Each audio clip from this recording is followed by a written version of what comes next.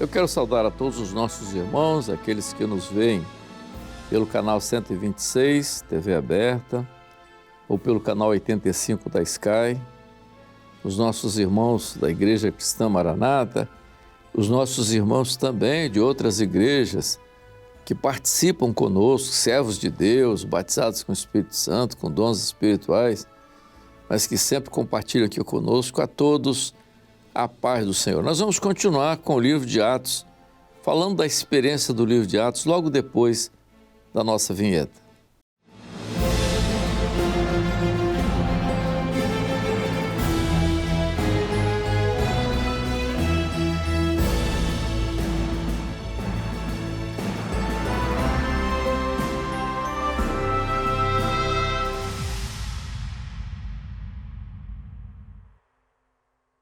Nós então falamos no episódio anterior, mostrando então a experiência do início da igreja, mostrando desde daquele primeiro mártir que foi o nosso irmão Estevão, diácono, depois falando sobre a experiência da evangelização com dons, citamos o caso do nosso irmão Filipe, com o eunuco, e por fim falamos da experiência de conversão descrito no capítulo 9 do nosso irmão Paulo, o apóstolo Paulo.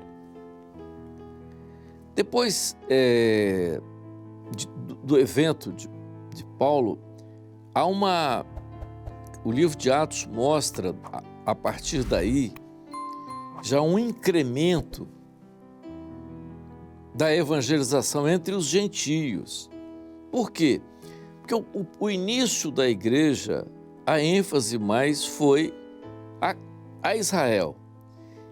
Até porque Jesus havia dito a eles, antes da partida, que os que estavam em Jerusalém não deviam tomar o caminho dos gentios, nem ir para os samaritanos. Eles deviam se preocupar com os da casa de Israel. Essa mensagem não foi bem entendida, porque aqueles que se converteram em Jerusalém achavam que o evangelho era só para aqueles judeus que haviam se convertido. Eles não tinham, na ideia deles, era para eles, não para os gentios. Mas a partir da conversão de Paulo, é claro que Paulo, logo depois da conversão, ele se separa, passa um período de 2 anos e meio, Dizem alguns que ele viajou pelas regiões da Arábia. Não há muito detalhe sobre isso, mas é claro que ele deve ter buscado o Senhor, e o Senhor deve ter falado com ele. Há muita experiência nesse sentido, que o livro de Atos não descreve com detalhes esse período, mas é citado esse período. Mas, a partir de Paulo, há sim uma operação do Espírito Santo já fora de Israel, já visando os gentios. Tanto que depois da volta de Paulo começa a se integrar à igreja em Antioquia, onde surge de maneira muito intensa a pregação do Evangelho, e é ali em Antioquia que eles são, pela primeira vez, chamados de cristãos, porque isso não era mencionado lá em Jerusalém, mas havia o resultado já da primeira viagem missionária de Paulo. Mas o que chamou a atenção nesse início, que nós vamos tratar aqui agora, e que foi muito importante para a igreja naquele início e para nós aqui, é que nesse início Deus começa a usar Paulo principalmente dentro daquilo que era a doutrina. Por isso que se diz que Paulo foi o maior doutrinador da igreja primitiva. Eu me lembro que uma vez nós estávamos nos Estados Unidos, numa reunião de pastores, e um deles questionou se nós éramos adeptos da doutrina paulina. Ora, não é ser adepto da doutrina paulina, é aquilo que está na Bíblia, que Deus colocou na Bíblia como a inspiração do Espírito Santo na palavra que tornou completa na doutrina toda que está no Novo Testamento. Então, ser adepto da doutrina paulina é ser adepto da doutrina que está na palavra, porque nós cremos naquilo, na palavra que está no Novo Testamento, aquilo que foi gerado no Novo Testamento. Mas o que chama a atenção, e eu quero dividir isso com você,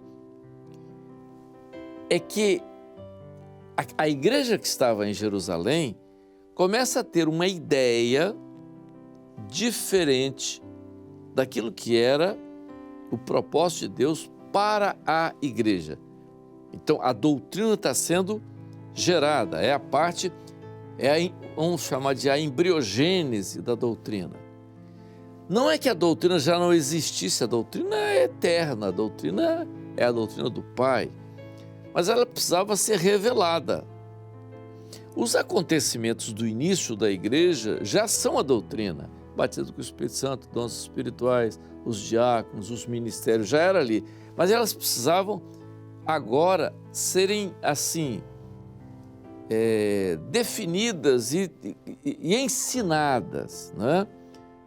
Então Deus usa muito, né? Não é só ele, mas ele é muito usado, Paulo é muito usado para descrever a doutrina. Ele não cria a doutrina. E é bom que você veja isso. Paulo não cria, Paulo descreve aquilo que ele participou. Por isso, na carta aos Coríntios, quando ele ensina sobre a ceia, que é uma doutrina importante de corpo, de sangue, entendeu? Muita coisa, ele diz, o que ele diz assim? Eu recebi do Senhor o que também vos ensinei. Então, o que ele está dizendo ali? Ele está dizendo que ele não é o criador da doutrina, ele não é. Ele descreve aquilo que o Senhor revelou a ele.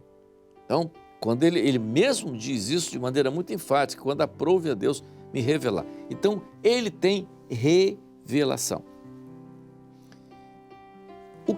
O que acontece, então, nesse início da igreja que chama muito a atenção para, até hoje, a nossa experiência, é que, vejam, há uma ação ali na igreja de Jerusalém de oposição à doutrina que estava sendo gerada. No livro de Apocalipse fala sobre essa oposição lá em Éfeso, no início da igreja. João descreve isso na primeira carta.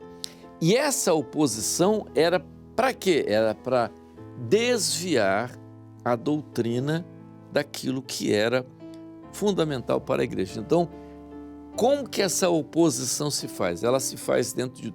O adversário usa duas linhas para tentar desviar a doutrina do curso que o Espírito Santo queria. Surgiram, então, os nicolaítas. A história dizem que esses nicolaítas eram uma seita que surgiu através de um daqueles diáconos que se desviou, que era Nicolau, e criou uma linha doutrinária, né, falando sobre uma série de coisas, sobre sensualidade, um tipo de culto diferente. Não há muito detalhe sobre isso, mas era uma linha. A outra linha, essa já está mais clara, era que os judeus que haviam se convertido em Jerusalém não aceitavam a conversão dos gentios. Não aceitava de forma alguma. Então, o que eles queriam? Eles queriam que a igreja caminhasse com todo o ritual do culto mosaico, ou seja, do ritual da lei, que era circuncisão, a guarda do sábado, não usar alguns tipos de alimentos, a proibição de algum tipo de alimento, que eram tudo dentro daquela lei lá do passado. Isso criou uma preocupação muito grande, principalmente dos irmãos de Antioquia, que na maioria eram gentios. Como é que isso acontece? O que é que isso poderia, em que isso podia impactar? Isso podia impactar na doutrina que estava sendo estabelecida, na doutrina que estava sendo elaborada ali. Perdão, não elaborada, mas a doutrina que já existia, mas que estava sendo escrita ali, que chegaria até nós. Isso criou um momento muito importante para a igreja, que então, é claro que isso avançou, né, alguns anos depois, a tal ponto de chegar num momento crítico, que foi a descrição que Lucas faz no capítulo 15 do livro de Atos, quando descreve o acontecimento do Concílio de Jerusalém. O Concílio de Jerusalém se dá no ano 53, ou seja, a igreja está com 20 anos de idade. Qual era a disputa ali? Os irmãos de Jerusalém e os irmãos daqui de Antioquia. A pregação para os judeus e os gentios. Então, essa reunião em Jerusalém foi para colocar em ordem a doutrina que poderia sofrer uma alteração de curso, que poderia impactar até nos nossos dias, não? Aquela linha, né, dos nicolaítas, dos judaizantes. Isso é muito claro até para hoje. Então, o Concílio de Jerusalém. O que aconteceu, então, no Concílio de Jerusalém? Antes do Concílio de Jerusalém, você vai ver, logo nos capítulos 13 e 14, você vai ver uma experiência que o apóstolo Pedro tem antes de acontecer o episódio. Pedro já havia uma reclamação lá na igreja primitiva, isso você vai ver lá no capítulo 11, com relação a Pedro ter ido lá orar por Cornélio, que era da corte italiana, que era gentio. Os irmãos de Jerusalém não estavam à vontade com aquilo, mas Deus tinha falado com ele, e o Senhor tinha mostrado que não podia de maneira alguma invalidar, e o Concílio de Jerusalém é importante para mostrar, né, aquilo que o Espírito Santo revela. Não se pode impedir que os gentios se convertam a Deus, que ninguém pode fazer isso. Mas o que acontece então? Pedro tem uma visão. Olha como o Espírito Santo faz. Pedro tem uma visão, e nessa visão ele vê um lençol com todos os animais, né? Tudo está descrito também aí no relato do livro. E o Senhor disse a Pedro: mata e come, não torna imundo que Deus purificou.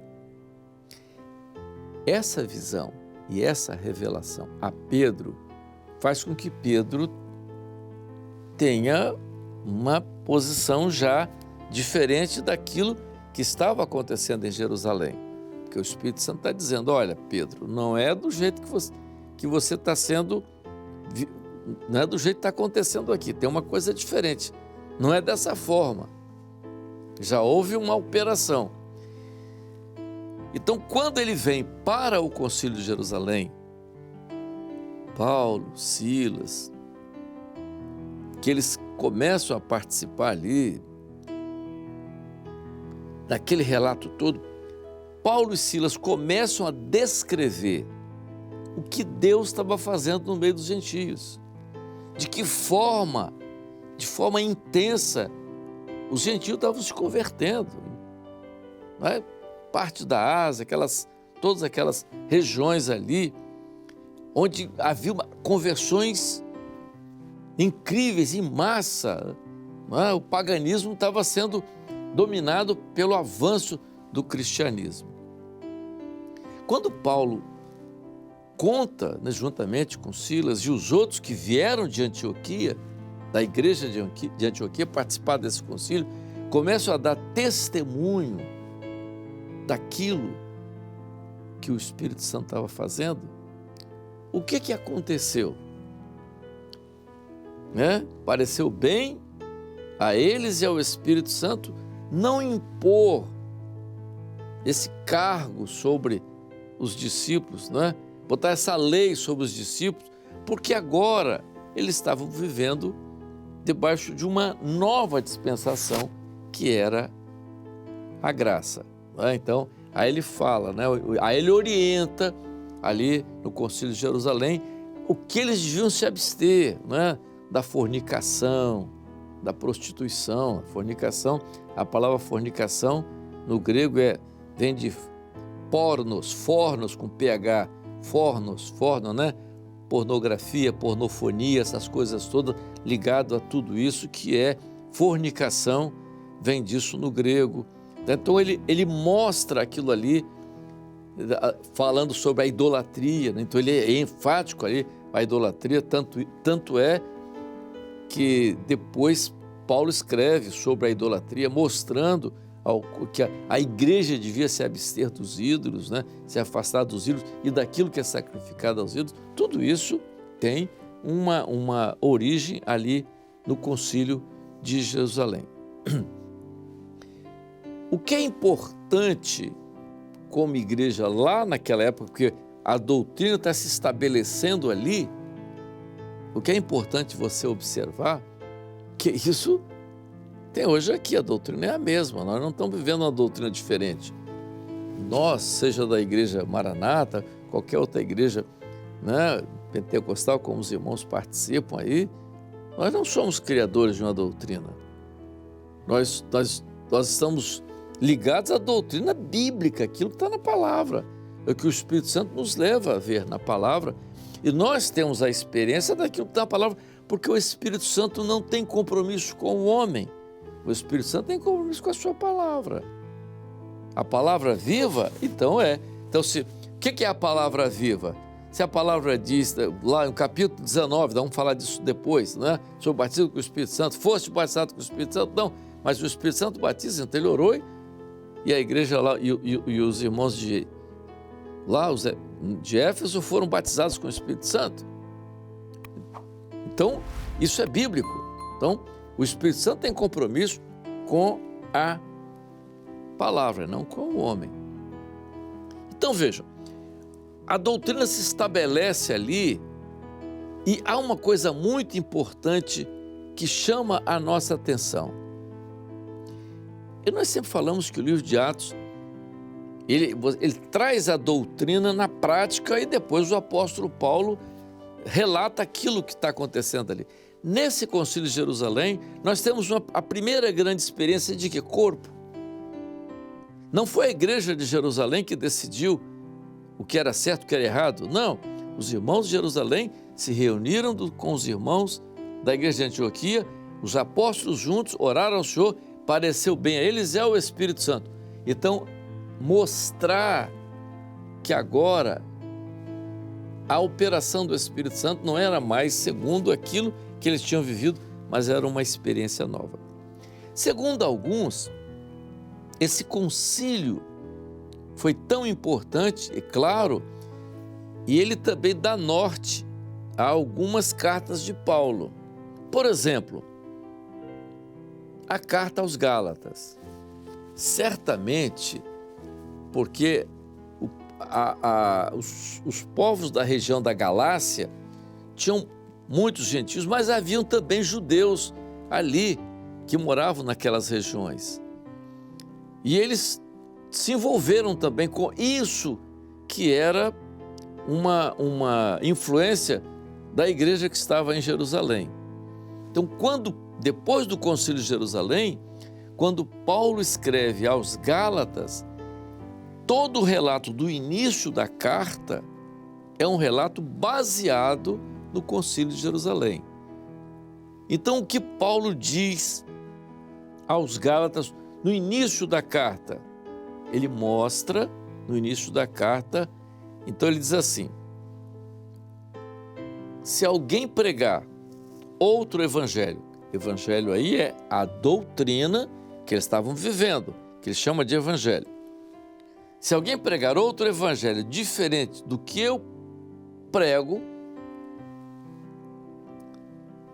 ele está baseado naquilo que o Espírito Santo fez lá no Concílio de Jerusalém. Não era só aquilo que ele achava, aquilo que o Espírito Santo fez usando todos os apóstolos. Então foi uma operação no corpo. Não foi uma decisão de Paulo nem de Pedro. E Pedro se submeteu, apesar de ser mais antigo, de ser aquele que andou com Jesus, que teve as experiências, mas ele ouve aquilo que o Espírito Santo opera no corpo, inclusive usando Paulo ali. E ele menciona isso depois. Então, o que acontece? Então ele diz assim: se outro evangelho for anunciado diferente desse que eu estou pregando aqui para vocês, seja anátema. Então, o que ele está dizendo? Ele está dizendo que a doutrina é aquela que ele pregava. O que ele pregou? Ele pregou aquilo que está descrito em todo o livro de Atos. Batismo com o Espírito Santo, dons espirituais, ministério, os diáconos lá, enfim, a revelação. É aquilo que você vai ver quando ele descreve sobre o culto, lá na primeira carta, no capítulo 14. Quando ele escreve sobre ministérios, lá na segunda carta aos Coríntios, na carta aos Efésios. Se alguém pregar outro evangelho diferente do que eu preguei, seja anátema. Ele diz: eu estou persuadindo a Deus ou aos homens? Se fosse para agradar aos homens, eu tinha ficado da minha religião. Eu era fariseu. Mas quando aprova a Deus me revelar o seu Filho. Então ele novamente fala de revelação. Então a doutrina, ela é por revelação. Então é por isso que a palavra tem que ser viva. Ela não é pela razão, não é interpretativa, ela é por revelação. Então ele continua dizendo mais: se alguém pregar outro evangelho diferente desse, seja anátema. Se um anjo descer, olha que coisa, descer do céu e anunciar outro evangelho diferente desse, seja o anjo anátema. Ou se eu voltar aqui amanhã. Prestem bem nessa colocação aqui, encerrando essa nossa parte aqui, ainda sobre o livro de Atos. Olha o que ele diz aqui que é importante hoje para nós. Se eu voltar aqui, e pregar evangelho diferente do que eu prego hoje, seja eu anátema. O que ele está falando? Ele está falando do apóstata, daquele que prega uma coisa, vive uma coisa e depois nega isso. Isso podia acontecer no tempo? Podia, mas ele doutrinariamente profetiza para os nossos dias. Alguém pregou batismo com o Espírito Santo, dons espirituais, igreja, tudo aquilo que está na doutrina. E hoje ele nega. Paulo diz assim: se eu fizer isso, seja eu anátema. Vejam, meus irmãos, a doutrina que Paulo descreve de forma intensa e maravilhosa é impactante. Foi lá no início e é ainda aqui para nós hoje, e nós temos que entender isso para continuar. Mas nós vamos continuar, vamos parar por aqui. Nós vamos continuar ainda falando mais sobre o livro de Atos dos Apóstolos. E depois nós vamos continuar falando das viagens de Paulo, das experiências de Paulo, para mostrar a igreja de Paulo lá no livro de Atos. A igreja apostólica é a mesma de hoje. Nós vamos continuar no nosso próximo programa. A paz do Senhor a todos.